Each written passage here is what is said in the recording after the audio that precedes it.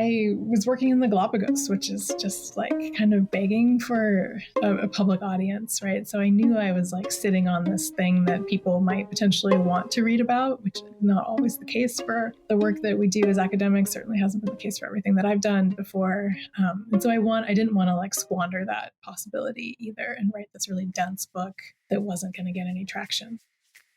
This is Drafting the Past, a show devoted to the craft of writing history. I'm your host, Kate Carpenter, and I am so happy to be back this week with an interview with historian and geographer Elizabeth Hennessy. Thanks so much for having me, Kate. Dr. Hennessy is professor of history and environmental studies at the University of Wisconsin-Madison, where she also co-directs the Environmental Justice in Multi-Species Worlds Research Group. She is the author of On the Backs of Tortoises, Darwin, the Galapagos, and the Fate of an Evolutionary Eden, which I loved and which we will talk about more in this conversation. I hope you enjoy. I started writing really in high school, I think, when I was on the news magazine staff at my high school. And that was the big extracurricular activity that I did.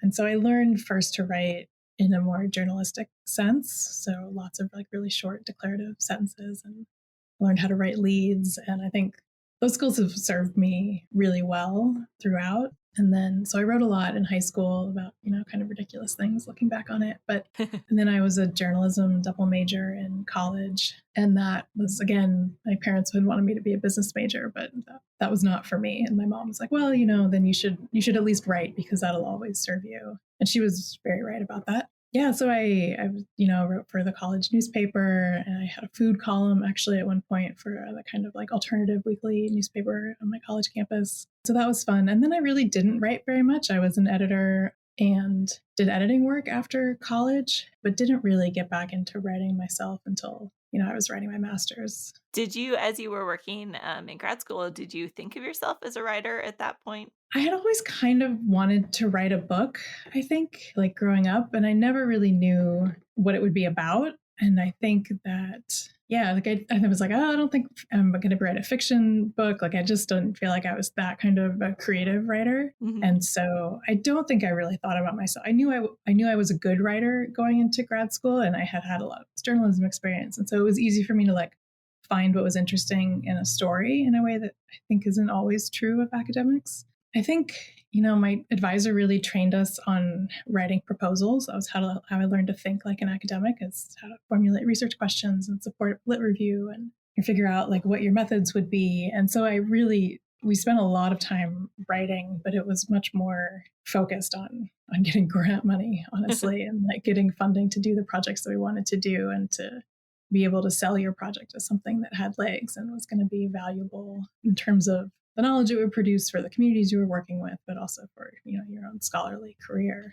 And I don't think that I didn't really fancy myself a writer, I think, until I was really working on the book and was like done with grad school and the pressures of writing your master's thesis and your dissertation, because those are such specific genres, and it was hard to be kind of creative about those things in a way that I felt like when I got my job, which is, partially in a history department, and I'm a geographer, it was like kind of this new carte blanche to thinking about being more creative and writing the kind of book that I wanted to write that would hopefully reach broader audiences. That was one of the things I was curious to know is, do geographers and historians approach writing differently? And of course, I can only speak from my experience, right? And like the particular ways in which that I'm trained in each of those fields. And so in geography, I come out of political ecology and critical nature society geography. And we definitely when I was a grad student, I read for theory. And I was always interested in the empirical situation, and the context of an article was always interesting, but the juice was in the theory. And when you would write something, there was a lot of pressure to like apply different theories, and how were you going to bring these two different theoretical frameworks together and make sense of your case study using these different theoretical concepts. And that, I think, exists in some senses in history, but it's much less the focus of writing. And like when I write articles for history journals, I don't write them focused on thinking about like what neologism I can come up with to explain some empirical context, right? Mm-hmm. And so in that sense, I do think it's different. And geographers there are many geographers who write books, but like when I was applying for jobs and talking to people in geography departments about how I wanted to write a book that was hopefully going to be read by people who weren't just geographers, they're like, oh, great, you can do that in like your first 2 years, and then you move on and do all the other articles you're supposed to do for tenure. Whereas in history departments, you take 5 years and you write your book and you do a couple articles on the side that are kind of spin-offs of the book and your next project. But the emphasis is really on taking your time to write a well-crafted book. And I really appreciated that. And I think one of the other things that was new to me coming into history was just the way, and this is perhaps unique to environmental history and unique to like this kind of Bill Cronin world that I was very much ensconced when I came to Wisconsin, of thinking of like that the narrative and your narrative choices really are representative of your theory and the kind of theoretical assumptions that you bring in. And so I think like Kennicott Journey and A Place for Stories are really good examples of how that works for Bill's writing. And for me, where that really showed up in this Galapagos book was in thinking about, like I didn't want to write a chronological book that started like either Galapagos books tends to start in 1534 when they were quote unquote discovered by the Spanish, or they start in 1832 when Ecuador first claimed the islands, or they start in 1835 when Darwin visited. And all of those starting points have really important political ramifications for sovereignty in the islands and for who the islands belong to and who has the best claim to them, and are they understood as this place that's supposed to be kind of prehistoric and pristine and without much human historical footprint. And so I knew like whenever I was going to like put my claim temporally that it was going to be really significant for the rest of the book. And so I went about it thinking of histories of the present. And so I start in the present moment, and that's really informed by the ethnographic work I did, and then kind of go back to figure out how did this present situation that I see is problematic in several ways, how did it come to be? And then through that, figure out also how could it then be different? So kind of coming back up to the present at the end of the book. So I want to dive into that a little bit more, but first I want to back up. So I'll start very simply with when and where do you do your writing? These days, I'm not doing a lot, but when I was writing the book, it differed, and there were different periods, and I would kind of go through what I was doing. I write best in the morning, and so I would usually, for the first like 6 months or so that I was really focused on writing the book, I was off for a semester and I was living in Oaxaca, and I would go to this beautiful indigenous languages library that opened at 10 a.m. and I would write from like 10 to 1 every day, and then go have lunch and then do some other stuff in the afternoon. And that was really lovely. It wasn't the most productive. I wrote one chapter while I was doing that. And then things got, the pressure turned on and I realized that I had to go much faster than that. And so like at one point, a good friend of mine and I were both getting up and we'd be writing by 6 a.m. in our dark offices in our houses and kind of texting with each other to check in, have an accountability partner. And so I would just write in the morning until I had to go to campus and teach and do meetings and all the other parts of our job. You have such a wide variety of source material. How do you keep that all organized while you're working? When I was doing my like archival work and those collections, I took lots and lots of photographs of all these documents, and I kept them in iPhoto, which is perhaps not a decision I would make again, only because every time I've updated my computer, I lose a big chunk of that database. But I did find I could code some of it, and so it would be searchable, and that was nice. Yeah, so I have like a bunch of sources that I kept photographs of, but then I also have a lot of interview transcripts, and it's just like a big file structure in my Dropbox, and trying to be kind of organized both temporally, like when I would do the Galapagos research, I would kind of do out in different chunks depending on like when the trip that I took was and who I talked to there, because I would often talk to people repeatedly. So I'd have these different interviews with them at different points in time. And so trying to keep track of all of that. So yeah, it's a lot like transcripts and Word documents, but also WAV files. So I could go back and listen to some things, and lots of photographs. I do most of my writing, or I did for the book, in Scrivener, which I really liked because it's really easy to pull like kind of multimedia files into it. And so you don't have like 25 different Word documents open on your screen, or like PDFs in Word. You can just kind of all centralize it all. And it has one of those lovely like focus functions so you can black out the rest of your computer screen so you can't see all the other stuff. And so that was really helpful too, to be able to kind of look at things on the same screen together. At what point in your research process do you start writing? But I have a deadline, I think.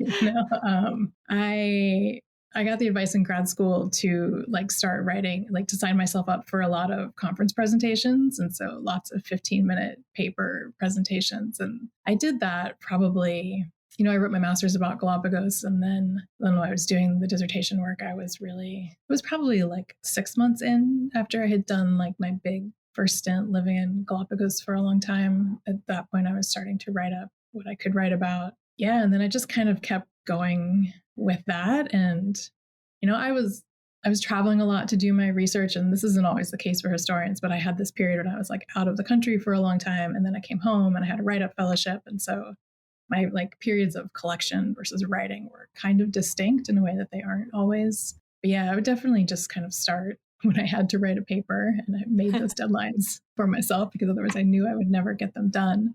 But also one of the things, like I always kept a journal while I was in the field, especially, and did a lot of field notes for myself, or just like my impressions of the day or like what the weather was like, try and get some of that descriptive material in there because you forget, like it's so present in my brain, at least when I was there. And I'm like, oh, I couldn't possibly forget what the smell is like or what what the sun feels like, but I completely forget. And I completely would forget like who it was that I talked to or like what a particular conversation was and like why I thought it was so funny at the time or and so I learned to like take notes. And so in that sense I was writing throughout, and some of those were ended up being useful and some of them didn't end up being very useful at all, but it's kind of how it goes. Aside from conference audiences, are there people that you share your work with as you're working on it? Yeah, I've always had writing groups, and I think initially I was of the ilk that find it really hard to share unfinished writing with other people, and I got over that pretty quickly. And I think being a journalist helped that too because I was very used to being edited and editing people too and giving back, getting back pieces that are just marked up with all this red pen and like I certainly have done that to other people too, and it can be really intimidating. But I think that the journalist experience helped, and having to do that on a deadline as a journalist, it was just like this kind of collaborative effort to get a story out. Whereas in the academy, especially in history, it's such an individualized process and a measure of self-worth, and all of these things like go into our writing. And so the pressure becomes, I think, really immense sometimes when you have to share work. But yeah, I think it's super important to have a writing group. And, I had a friend who we traded things, and then sometimes we would just sit and write together. And I had lots of other folks who I would share chapters with and get feedback on them, which was really helpful. At what point do you feel ready to share something with other people? Sometimes it again is just because there's a deadline or you signed up to do like a kind of lunchtime colloquium with folks, or like you have to do a pre-circulated chapter, and it's just like there's an hour at which you have to just send it out so that you're not being really rude to people and asking them to read 30 pages the night before they need to comment on it. Yeah, it's hard, I think, because when you have something that you like have all these ideas about what you want to do and haven't had time to do yet, it can be really hard to listen to feedback because people can often, they don't know that, right? They can't see in your mind. And so they'll give you feedback that might be like, oh, that's not at all where I wanted to go with that chapter. And so yeah, it's hard. It's like you want to get it pretty polished, so you're pretty happy with it, but certainly like kind of let the perfectionism go. And then what's your approach to revision like? Do you revise as you go? Do you have sort of stages that you like to go through? I think it depends on what I'm writing.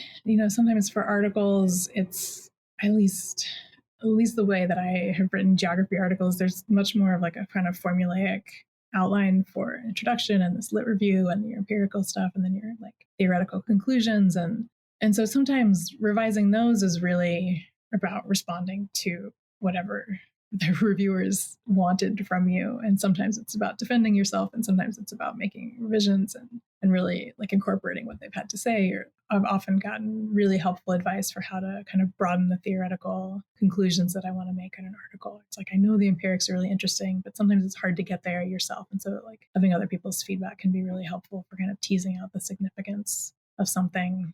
And then when I was writing the book, I think the revisions were often much more about cutting, and because things were very long. And the first chapter that I wrote, not the first chapter that ended up being chapter one, but the first one that I wrote, the first draft of it was like 25,000 words. And, they shouldn't be longer than 9, 10,000.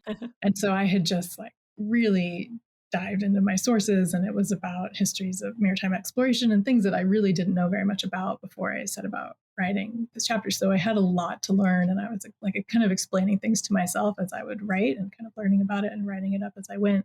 And then, I had a reading group read it, and they were like, wow, there's a lot of detail, and they didn't know what to do with it, or like what the main part that they were supposed to hang on to was. And so then you have to go back and really figure out, okay, what is the main point? What am I trying to say in this article? And then what is essential for making that argument? And what is like otherwise just detail that, a specialist might be really interested in, but we don't get to include all of that stuff. I want to build on my question actually about sort of the wide variety of sources you're dealing with, because you're also dealing with such a wide variety of subjects, from sort of natural history to contemporary science and questions of tourism and ecology and even perspectives of non-human species. And you weave that together so well in this book. It's part of what I love about it. But I have to, at least to me, that seems very challenging to do that so smoothly. Was that something that you struggled with? How did you sort of bring those things together? Well, first, thank you.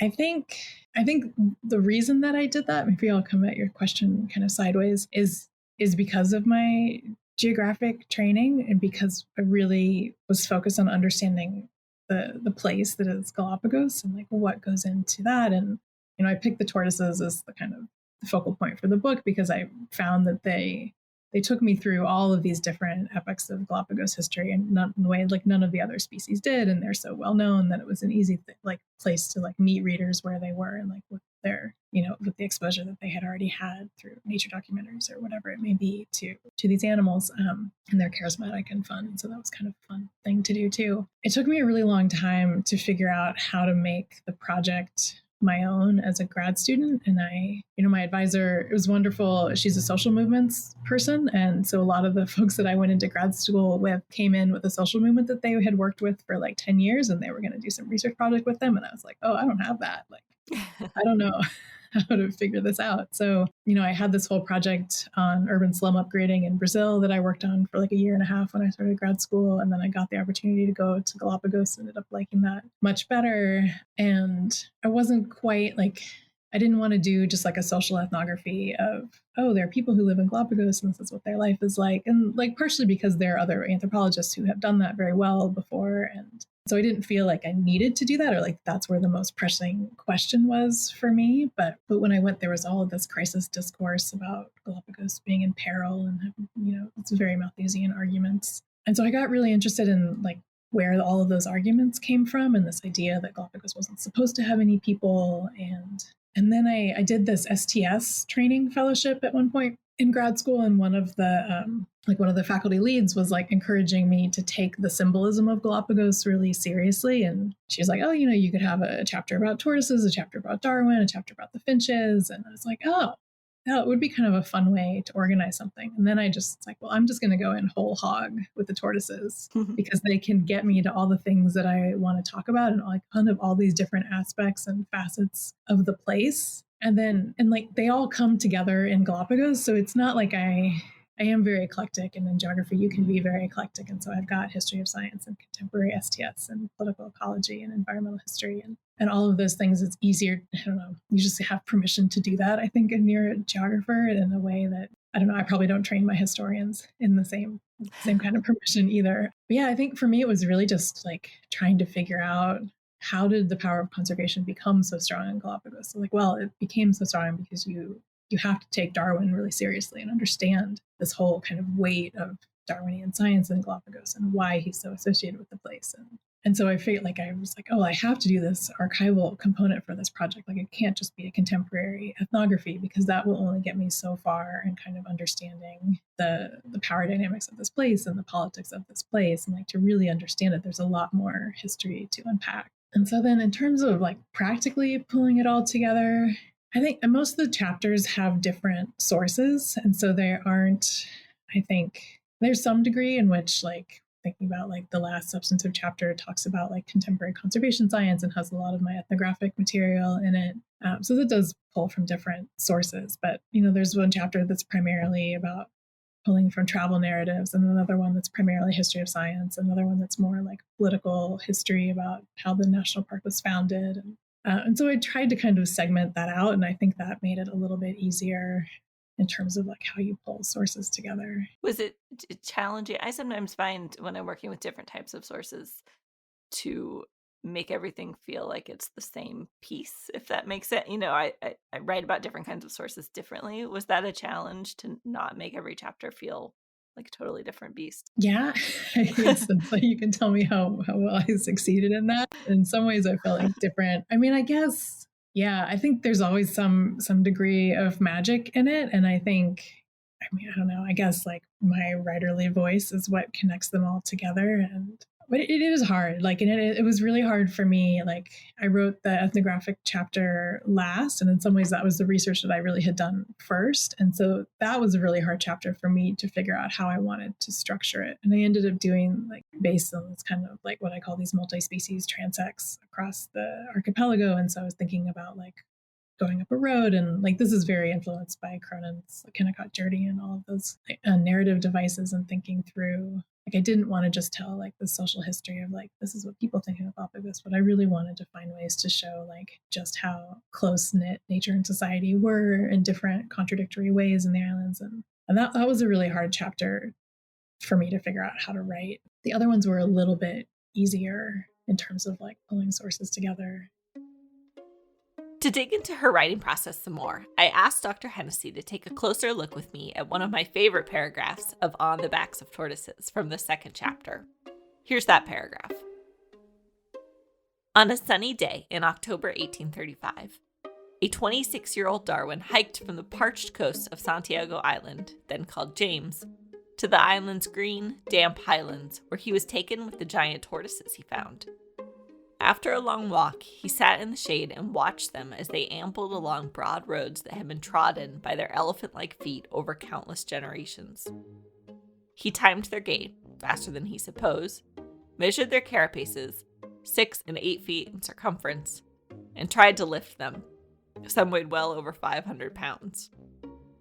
Finding their weight too much, he climbed aboard, rapping on their shells and trying not to slip off their backs as they trudged along.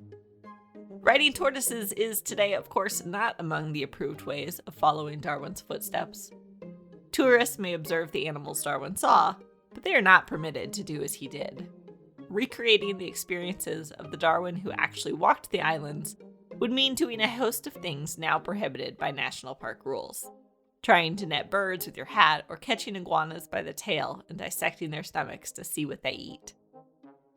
In many ways, one of the things I love about this paragraph is kind of just what we were talking about, is how it moves so smoothly between perspectives. So we go from being alongside Darwin on the island and his experiences there in ways that many readers might not expect to envision Darwin. And then we also imagine ourselves as tourists there. So I'm curious about how you thought through this paragraph. So this was the chapter that I wrote that was first 25,000 words. Okay. And so it didn't start. I think it starts off now kind of comparing this graybeard Darwin who's celebrated as like this conservation icon in Galapagos versus the young Darwin who, as I point out in this paragraph, like did all these things like eating the tortoises that you aren't actually supposed to do today, of course, as conservationists. And so this kind of disjointed between the guy who's remembered in Galapagos and like idolized as this patron saint of conservation versus the actual Darwin who was not, for him to be a conservationist would be an anachronism. So when I first wrote this, it went much more chronologically and like started with early mariners and then kind of got to Darwin in the middle of it, and then like more contemporary travel narratives toward the end. And it was long and painful to read, I think. And, so talking with Cronin, who was my mentor here and was a great help as a developmental editor as I was writing this book, we were really talking about like, well, what's the real crux of this? And this is how I came up with these two Darwin figures. And so, so figuring out like how you can have these two different like versions of Darwin and thinking through that. And also thinking that I wanted to, like, I write the book mostly with the thought that like, hopefully tourists would read it before they go to Galapagos, or tourists who have gone and want to think more about their experience there. And so I had like, I wanted to like take the tourists and make them think about the place in a different way, but also kind of figure out like, oh, like most people, if you're not Ecuadorian and living in the islands or working for conservation, some kind of NGO, you're going to go, if you have experience, you're going to go as a tourist. And so trying to think about like, okay, well, what's that experience like for people, especially like North Americans who I was really writing the book for. And so that's why I start and go back. And there's also a lot of literature in Galapagos and advertising that is about walking in Darwin's footsteps. And it's like one of these tropes of tourism propaganda. And so I was like, wanted to dive into that too, because I think there's a lot more to Galapagos than this kind of neo-colonial idea that you can go and be a young Darwin again today. Mm-hmm. And Cronin was always encouraging me to like have fun with the writing, which was not advice that I felt like I could really take when I was on the tenure track and very worried about getting this book out on time. But then this is one of the funny things about like picturing Darwin slipping off a tortoise's back, and like that happens in the Galapagos today, and people get in trouble for it. But like here's Darwin doing it and like writing all these funny journal entries about it. So that was a kind of fun thing to set up. As I mentioned, the voice in this paragraph is especially great. It has this very like frank and fresh, and then there are these sort of humorous parenthetical asides, which is such a great way. I mean, you in them you communicate really like specific scientific details, right, about the size of tortoises, and yet like the way that they're framed is just hilarious to me. Really, do you write funny naturally, or is that something? I don't think I'm particularly funny naturally. Yeah, like I mean, honestly, I don't know where this came from. This is like the strokes of magic that sometimes things just pop into your head. And I mean, one of the great things is like Darwin had this Beagle diary and his journal of researches that was the published version of it later. And he had this Galapagos notebook. So there are lots of different sources about like the days that he spent on this island, and his notes about like, oh, this is how big the tortoise I measured was. And this is like, oh, they're going much faster than you would think. Like, so these are notes that like Darwin was making for himself too. And it's like, oh, it's not really interesting just to say like he timed how fast the tortoises went. That's boring. But if they go fast, then it's funny because tortoise in the hair and all of these kind of tropes about tortoises moving so slowly. So it's kind of cool to think that Darwin had the same preconceptions that we would today too, and it just kind of makes him more of a human character. It sounds like Bill Cronin definitely had an influence on you. And have there been other pieces of writing advice that have made an impact on you? And there's so much. I went through a phase when I was writing this too, when I was just like reading all the advice and all the like Stephen King's book on writing. And I always love reading that kind of stuff. And some of it's helpful and some of it's not very helpful, or it would be helpful in an ideal world that I don't actually live in, maybe. I think like reading everything that you write out loud is really helpful advice.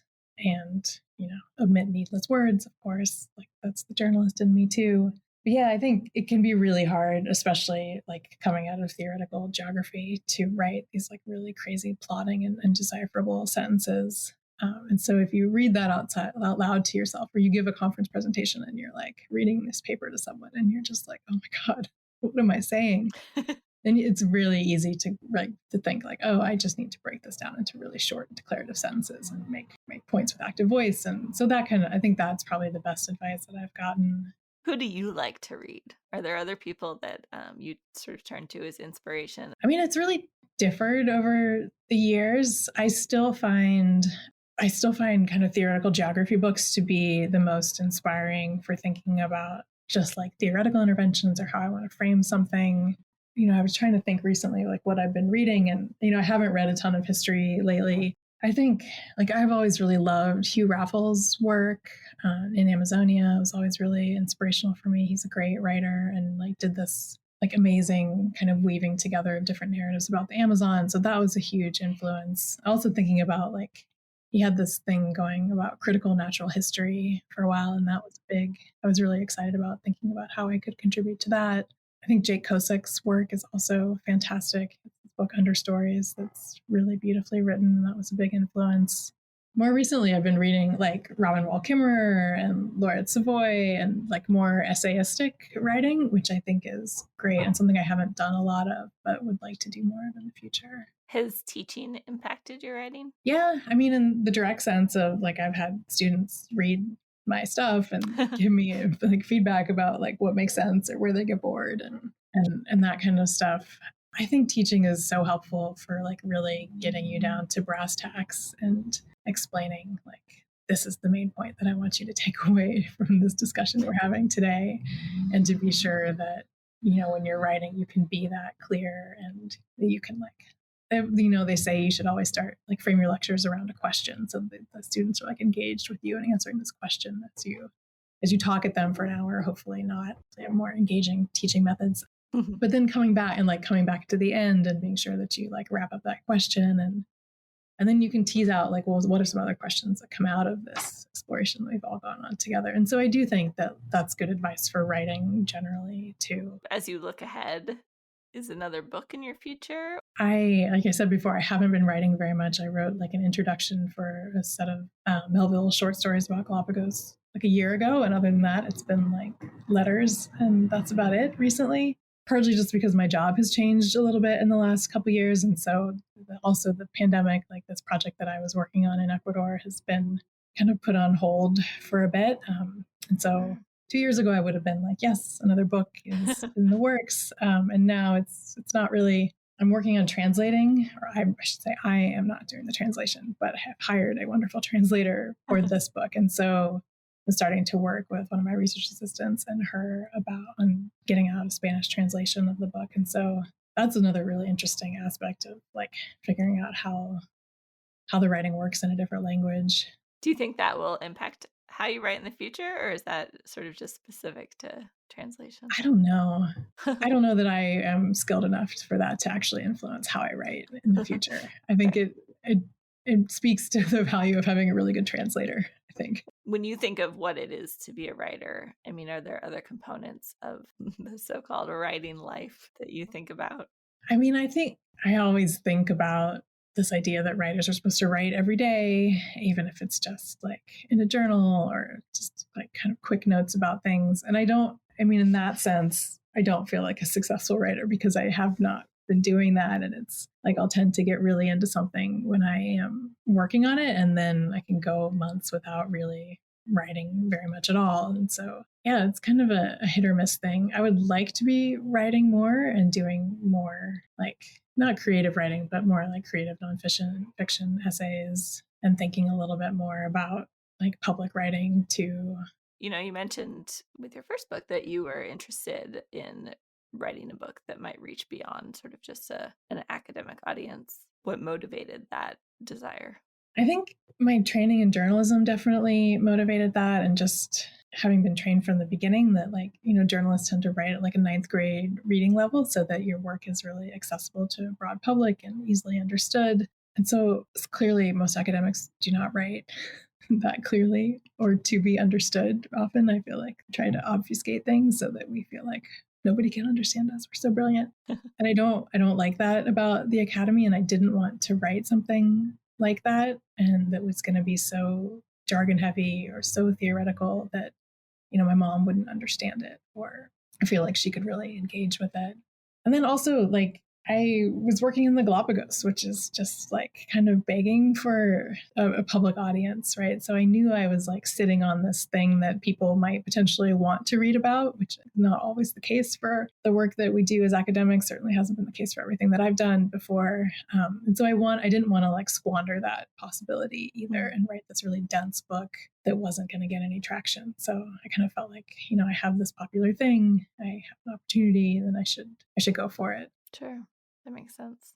I always wonder if people who sort of do ethnography or oral histories, depending on the field, if there's more of a sense of obligation to make it widely accessible because of the people's stories you're telling. Yeah, absolutely. That's a big piece of it. And that's a big piece of why I want to translate it into Spanish too, so that I took English copies back to the Galapagos, and it's of somewhat limited utility for a lot of the people there. Like we took some to high school and like they can use it in English class, but it would be much better, I think, if people could read something about the place that they live in their native language.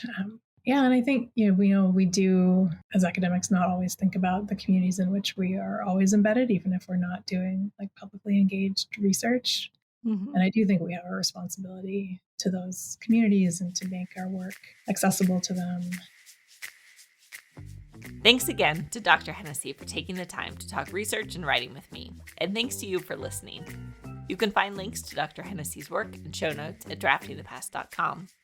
Thanks to everyone who has shared the show. The best way you can support this project is to keep telling people about it and to buy books to support our guests. Until next time, happy writing.